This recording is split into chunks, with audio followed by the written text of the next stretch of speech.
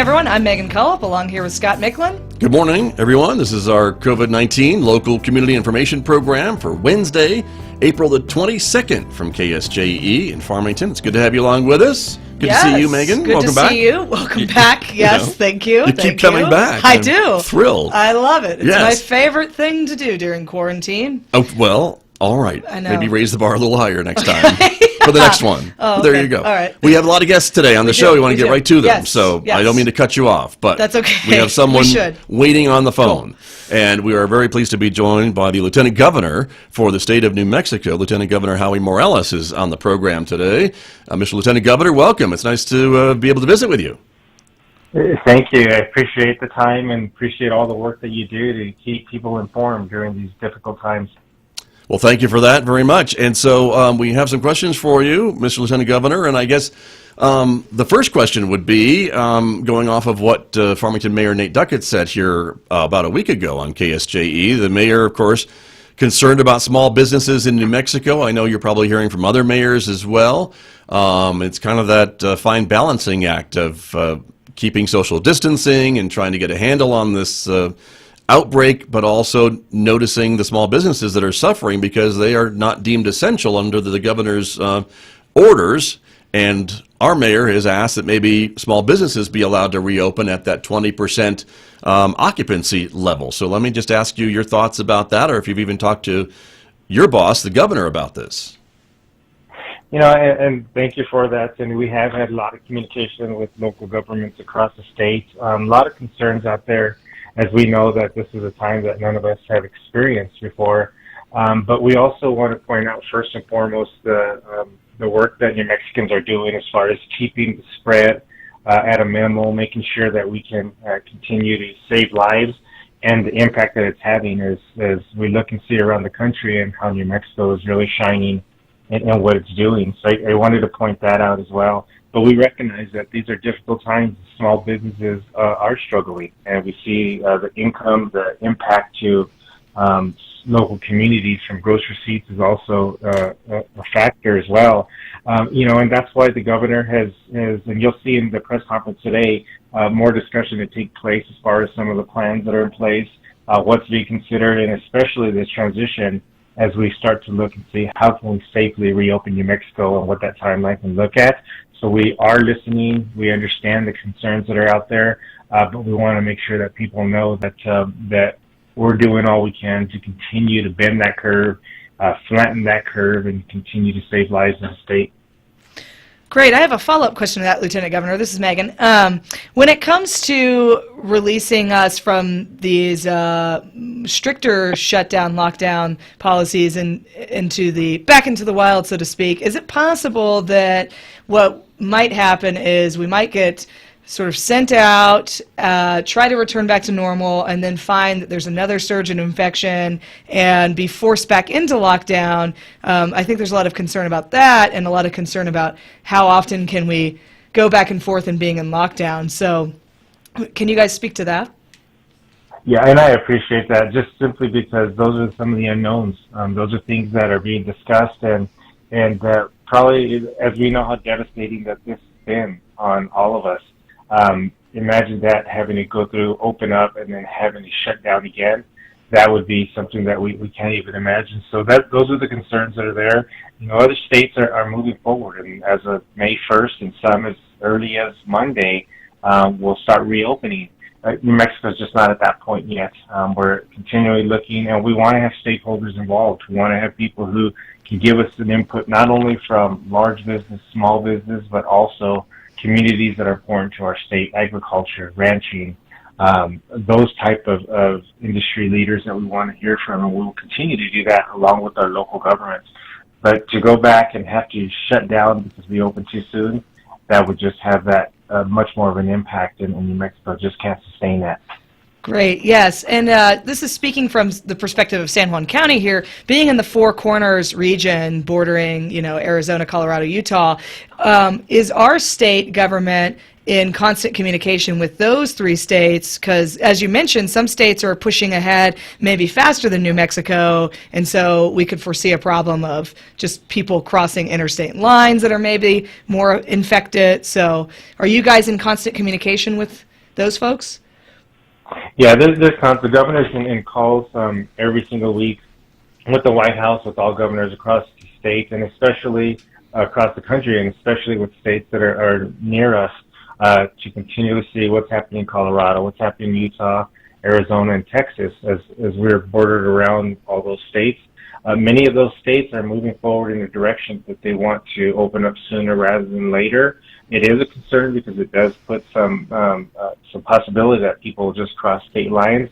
Again, is that we can continue to stress New Mexico is on the path to flatten this curve and continue to make those progress.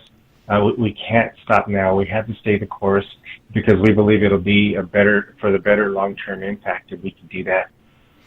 And Mr. Morales, let me ask you a little bit about testing, because I know that's been a big question, and I think our state has tried to do a better job than maybe some others of getting access to testing kits and getting the results back pretty quickly. We've seen some stories, though, about maybe our area, the northwest corner, of course, where we have so many cases compared to our population, is really a hot spot. And is there any efforts to get more testing capacity into the northwest corner of the state, and maybe instead of maybe in some other areas where it isn't the outbreak isn't quite as severe, I guess is my question. Yeah, no, and testing has been key. As of yesterday, you may have given some updated stats, but as yesterday we passed the 2,000 mark in positive tests. We're at 2,072. We see that the aggressive approach that the governor's taken from the very beginning, saying we need more tests.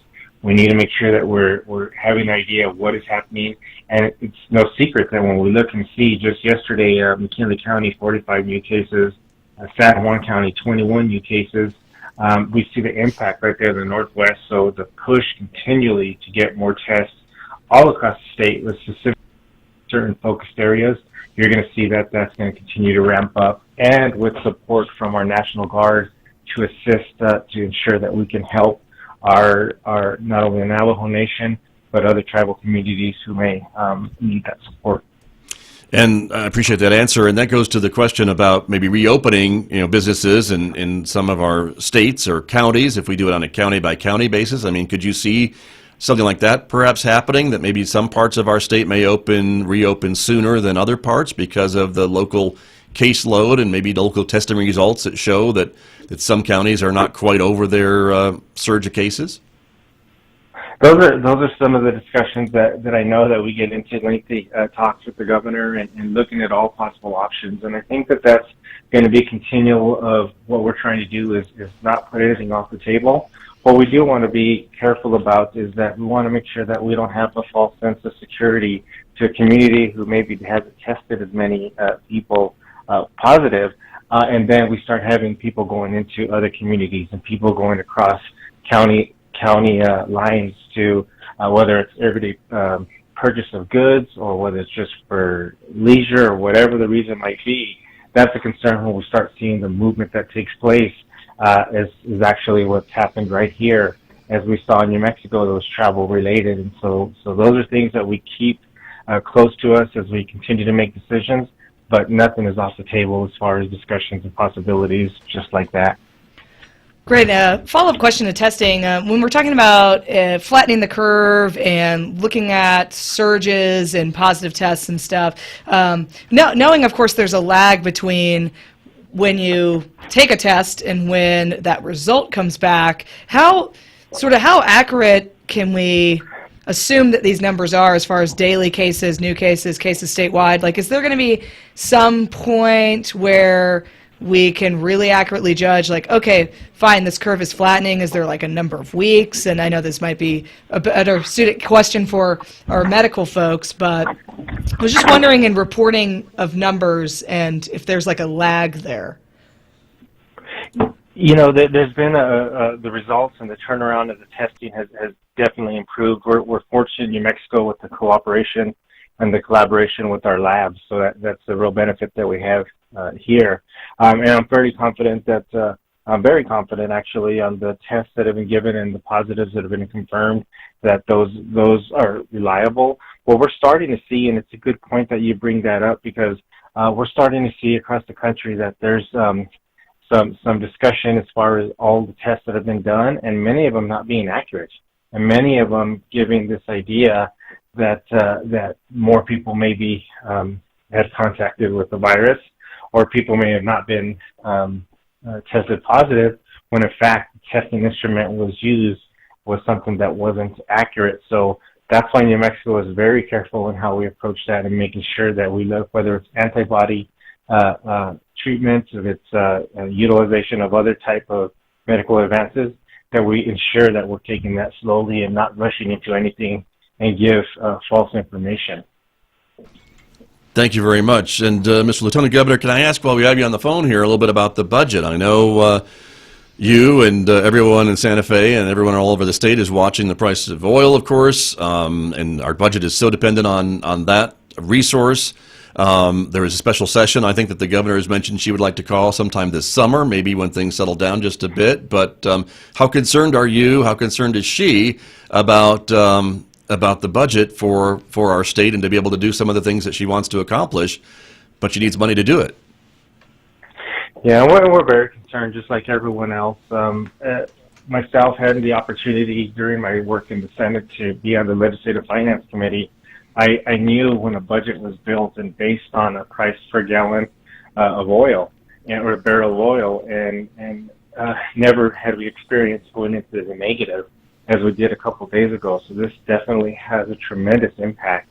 But we also understand that in New Mexico, we're going to do all that we can to ensure, first of all, we have to have a balanced budget, but we're also going to prioritize in areas that are most important: our vulnerable citizens, our seniors, making sure that our education system is taken care of, and then looking to see what we can do to have a responsible budget, and whatever that entails.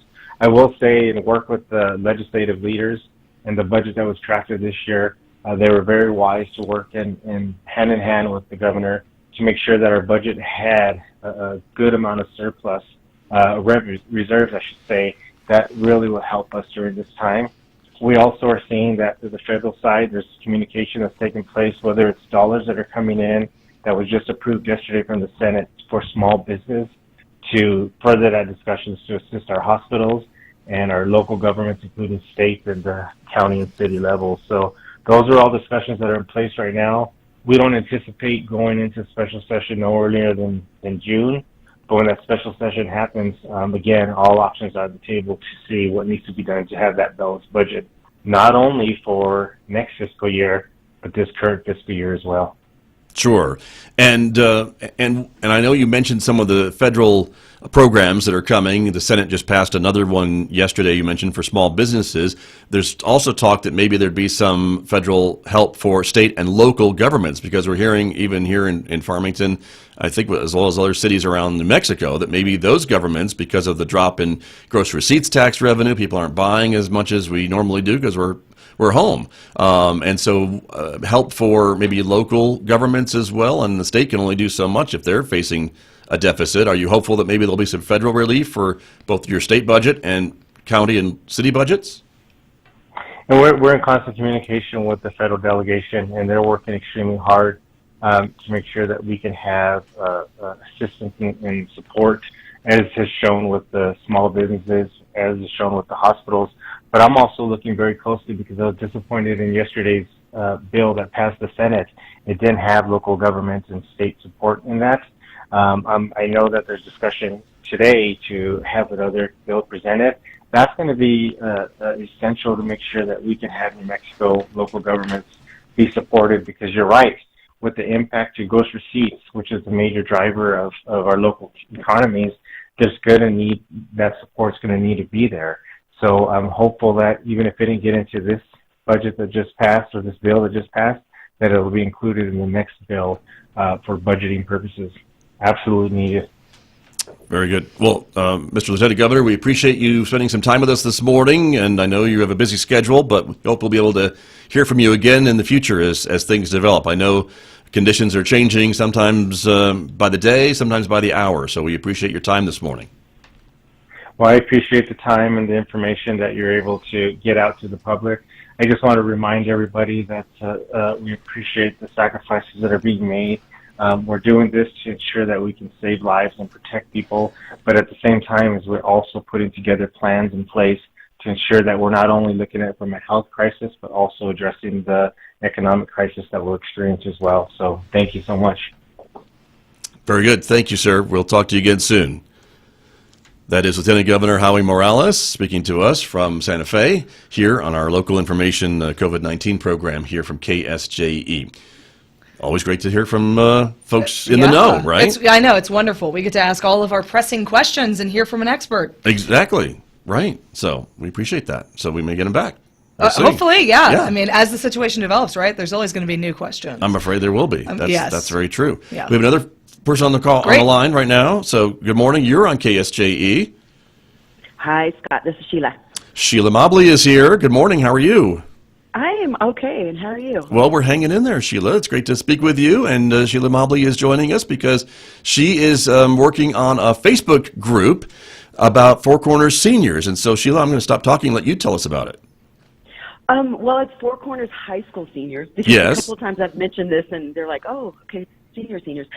Anyway, it's just a group of adults that around the Four Corners area that are adopting our high school seniors to help them get through this pandemic. And unfortunately, the loss of their graduation, they're there just to support, send them cards, some gifts, just to let them know that the Four Corners, there's a lot of adults that are doing this, and it is so fantastic to see them pick up on students they don't know, and there's some kids out here that don't have anybody to support them, so it's kind of fun. It's really taken off. You were telling me when I contacted you about coming on the show today that the group has really kind of blown up on Facebook in a good way with a lot of people who want to reach out to help these seniors because, again, they're not able to walk maybe when they normally would walk in May. Hopefully graduations have just been postponed and not canceled, but it's certainly a different season for our high school seniors than it has been. It is, and it's kind of fun because, as I told you too, this was not my idea. There's a national one that I actually joined, and I adopted a young lady, a dancer, and her name's Crystal from Chicago. And as soon as I adopted her, which I'm so glad I did, she's adorable. But I got to thinking, why are we doing this out of the state? Why aren't we doing this right here? And so it actually has been a little bit overwhelming for me. It kind of blew up in 24 hours, and just trying to wrangle it and keep it going is kind of fun. But again, the encouragement that some of these people are posting, and some of the girls, or not just girls, but there's been a couple of girls that have stepped up that are seniors that have been in some hard situations that have posted their stories, and it's kind of heartfelt that you go in and really read what some of these kids are going through. It's not just like, hey, I missed my senior baseball game or something like that. It's like there's some real struggles around here that you don't know about that some of these seniors are going through past not getting to walk. Right. And those stories are coming out, and it's the sad, good kind of thing that you're getting to hear about these kids and the way that the adults and the community are coming up to give them a good job, high five kind of thing, virtual high five, obviously. Right. Right. That's true. But yeah, it is. It's just like, and we're actually, I was really concerned because I didn't think we'd have enough adults to participate, right? But right now, if y'all are in the Four Corners and you're not participating in this as a senior, you need to jump on this page because we're actually running out of seniors, and we've got all these people that want to adopt. How about that? That's wonderful. Yeah. So if you know a senior that's not on this page, please contact them and have them jump on here. There's no cost.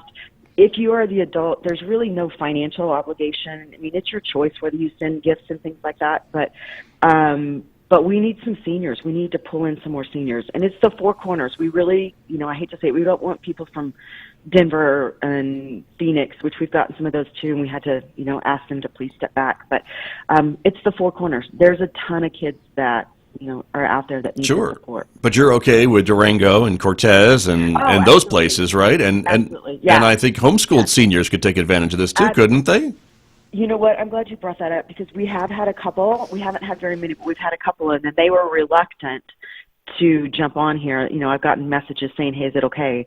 Absolutely. Any high school senior, whatever position you're in, whatever school you're attending, it doesn't have to be, FHS or PV or Aztec High. It can be Rosanati, and I think it's called Vista Nueve, or I'm sorry, I don't know, in Aztecs. But any of those, and absolutely Cortez, Durango, Bayfield, Montezuma, Shiprock, that's all the Four Corners. So we want them to all jump on here.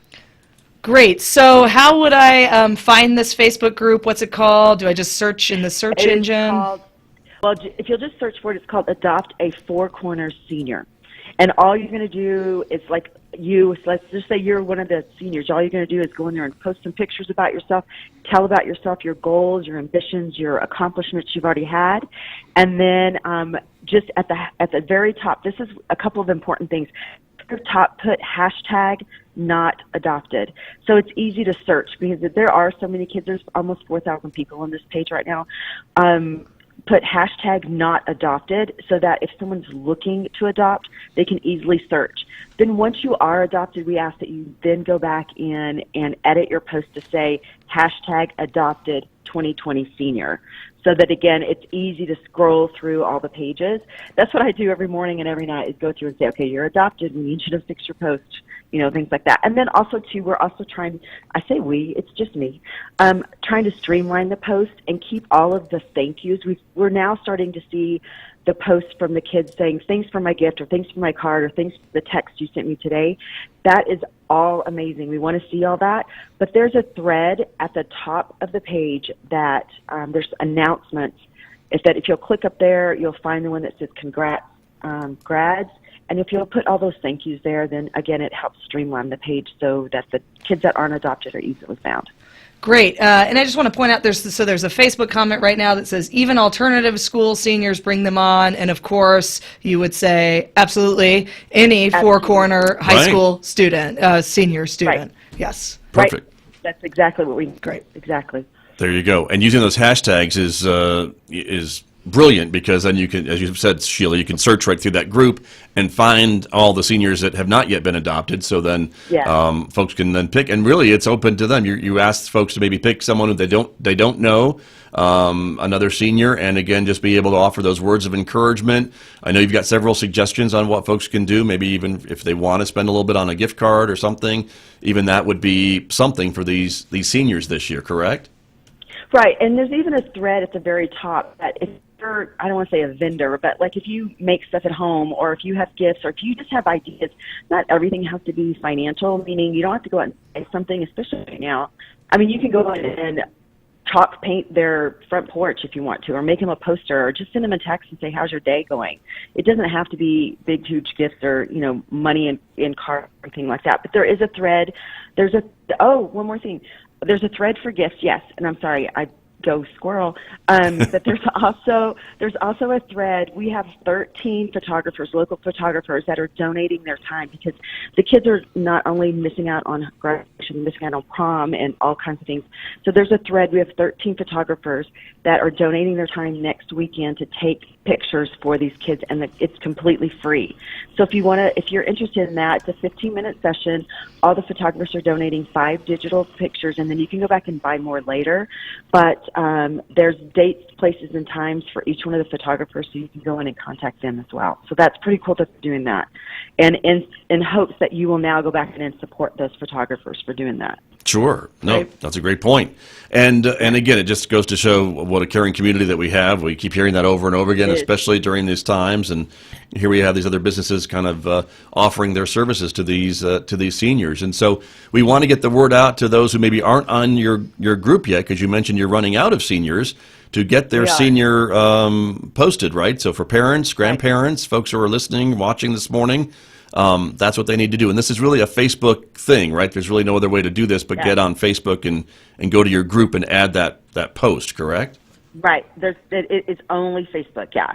And then, like I said, I'm trying to wrangle it, too, and unfortunately I'm going to ask people to step off because they're like a college senior from back east or something, and this just isn't the place for them. So I wish, I hope everybody's patient with me, too, trying to, send you quiet messages to say, hey, help me out, and if you can do some things for me. But yeah, we need some seniors. And this is really nice. Thanks so much for doing this. And, I'm interviewing in my PJs with a cup of coffee.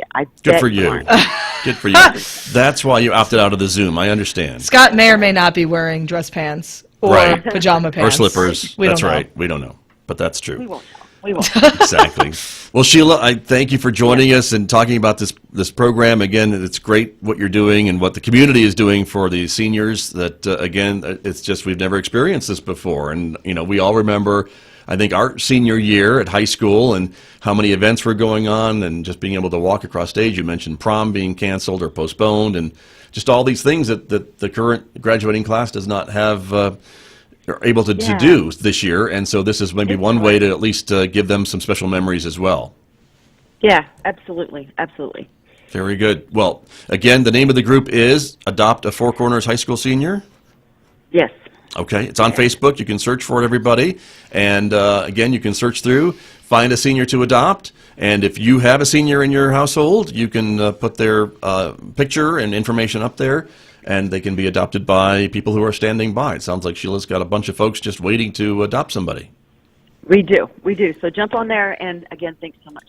All right. Thank you. You're very welcome, Sheila. And the comments we're getting on our Facebook page, guess what, Sheila? People love you. Oh, well, that's nice to know. They do. They And do. so do we. So Yeah, thank that's you. right. Okay. Take care, Sheila. All Thank right, you well, very much. I And appreciate you. stay well. You bet. Okay. All right. Sheila Mobley joining us here on our COVID-19 local information program, which is great. We always like to have positive things. Yes. What could be more positive than this?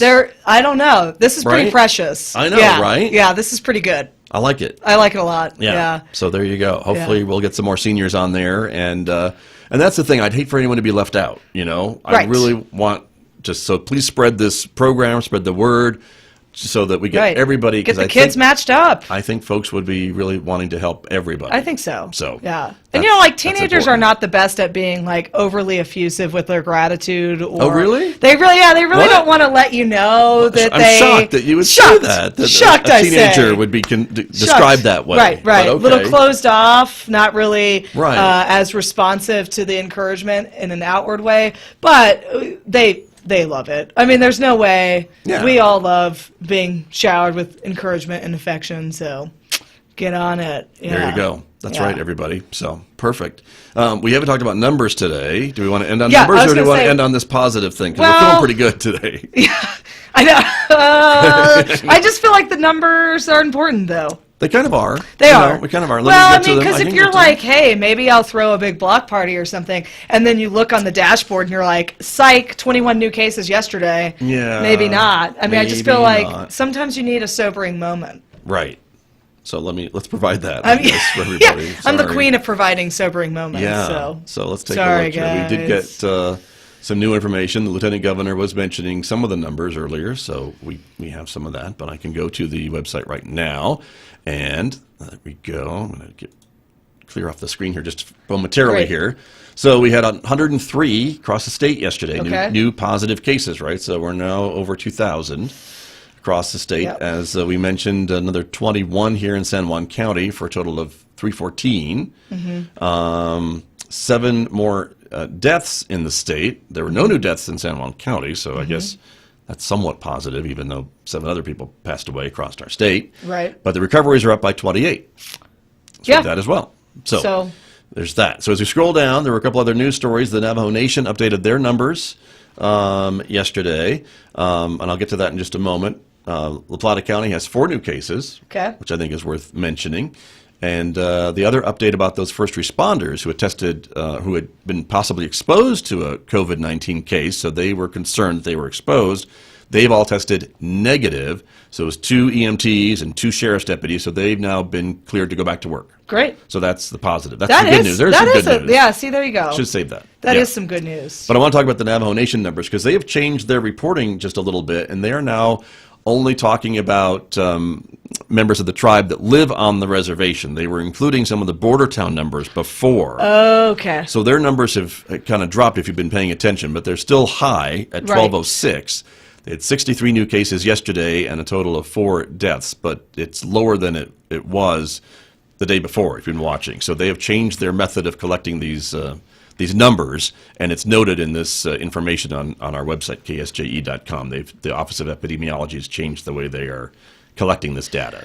That is notable. That's important. Yeah, so they're showing, and the graph has kind of changed a little bit to show it maybe flattening a bit more than it was when they were including all the border town cases. So that would include like Gallup, maybe even Flagstaff, Farmington for sure, those types of things. So that would be a little bit. That is interesting. Yeah. Huh. So there you go, everybody. Yeah. So there's the numbers. Okay. That's what we wanted to share with you today. And again, ksje.com. We've compiled them there under our news section, and you can check out all the local COVID-19 stories and the other news stories that are notable too. There were some other big developments overnight as well. So there you go. There you go. So no block parties. No, not yet. Probably no. Or I keep can't your wait. distance. I guess if you have a big block. No. No? No, Even not no? a not a You good wouldn't do idea. it? Well, because have you seen people when they think they're standing 6 feet apart and it's right. not? You should. It's pretty bad. Although I out did there. see, again, love Facebook sometimes, because there was a guy in a Sometimes. grocery store and he had like a headband and he had attached pool noodles Yes. to the headband Yes. to keep people 6 feet away from him. And he's just walking through the store like that. Yeah, that guy is a local Brilliant. hero. Yeah. He's brilliant. the hero. So there you go. Thanks, guy. Tomorrow, before we go, tomorrow on the show, we want to remind you we're going to be talking to some pediatricians about what they're thinking about all this and some advice from them, certainly if you've got kids in the house and all of that. So there's lots of questions we're going to ask them. So they'll be on the air tomorrow. And we're also going to talk a little bit about the bird guy, Yes. the raptor guy, Yes. right, from Aztec. Is that this week? Yeah, it's tomorrow. What? Tomorrow. Okay, I was under the impression it was next week. Now I'm super excited. It's tomorrow. I mean, Yeah. we're talking Did you want about. me to book it for next week? Because No, no, no. No, no, no, no. 'Cause apparently Sorry. I don't Thursday, listen to you. So I just booked it for tomorrow. Yeah. Scott. Well, I'm just, a live. Hashtag co-host problems. Exactly. I'm just a live broadcast with a bird included is absolutely. We're crossing my fingers. Hashtag nothing can go wrong, right? that What we could have go wrong? A Zoom interview with a raptor. I mean, There you go. Tomorrow. tomorrow, ladies and gents. Set your alarms. That's right. That's All right. right. Spread the word. That's Yeah. right, everyone. Yeah. So there you go. All right, everyone. I think we're about done today. Yep. Because we just are. We just are. It's been a great show, and we appreciate you being with us, taking a little bit of time out of your day to come together as a community so we can share some important local information as we all get through this together, and that's the most important thing. So stay well and stay safe, everyone. On behalf of Megan Cullip, I'm Scott Micklin, and we will see you tomorrow.